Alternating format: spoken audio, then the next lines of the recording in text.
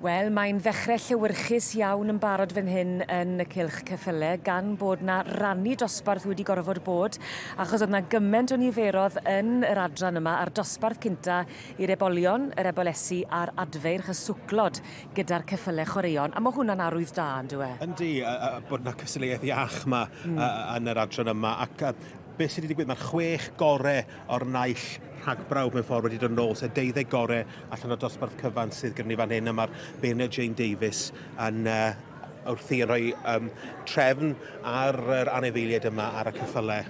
Ar hyn o bryd, mae'n debyg fod Simon Charlesworth yn y safle gyntaf.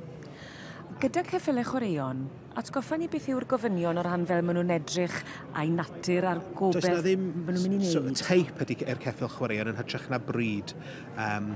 Felly mae'r Ceffyl Thoroughbred o Warm Blood, Irish Draught yn clwm. A chydig bach o waed Cymraeg yn rhai o'r rhain hefyd.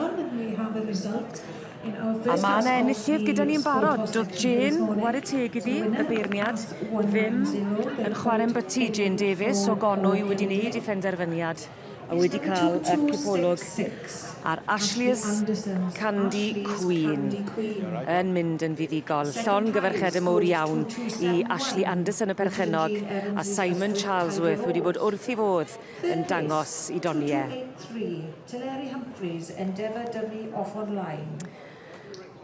Dyma ni, cyfle ni gael gweld yr enillydd unwaith eto cyn bod David Oliver yn cael y cyfle i sgwrsio gyda Simon Charlesworth fyny a gewn ni wybod ychydig bach mwy am yr enillydd. 6th place to 2280 KJ Halls, Penn Strumley, Macarena. Well, if we can get it.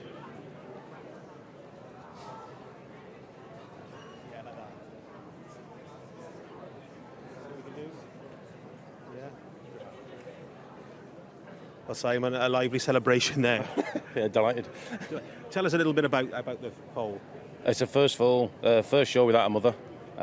She went to Hoys with her mother. Her mother was 4th at Hoys, and she won the foal when it's last at Great Yorkshire, New Forest, and I can't remember where else she went. Norfolk. Oh well, any more animals in today? Section C colt foal and Cobb filly foal. Well, we wish you all the best of luck. You'll be back for the championship in a minute anyway. Yeah. Well done, Simon.